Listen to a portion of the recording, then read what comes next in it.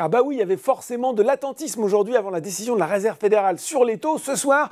Est-ce que ce sera 25 points de base, comme beaucoup d'observateurs le pensent, 50, ce qui serait mal reçu par les marchés, 0, ce qui poserait d'autres questions sur la solidité du système financier américain.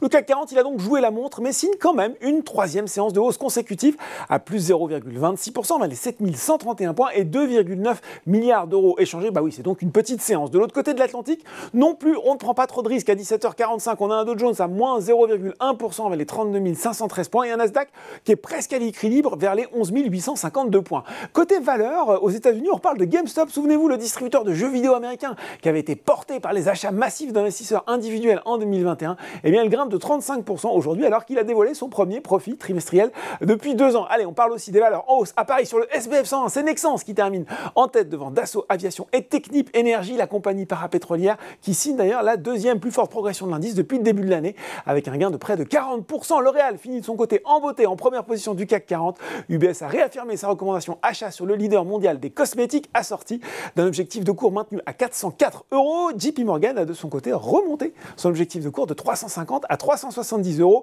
Pernod Ricard, Danone et ST Micro complètent ce quatuor des meilleures progressions. Du côté des valeurs en baisse, eh bien, les foncières étaient à la peine aujourd'hui avec le repli marqué d'Unibail Rodamco Westfield, de Klépierre, de Covivio, de Carmila. Pour Unibail, eh bien, Goldman Sachs a abaissé son objectif de cours de 68 à 61 € avec une recommandation à vendre. Pour rappel d'ailleurs, le marché de référence pour la foncière sera Euronext Paris à partir du 14 avril prochain. Déjà, oubliez le rebond pour Antin Infrastructure Partners qui repart nettement dans le rouge, moins 6,13%. Enfin, sur le CAC 40, derrière Unibail Rodamco Westfield, on retrouve Capgemini et les financières qui marquent à nouveau le pas, à l'image de Société Générale, AXA ou encore BNP Paribas. Ben voilà, c'est déjà fini pour ce soir. En attendant, n'oubliez pas, tout le reste de l'actu éco et finance est sur Boursorama.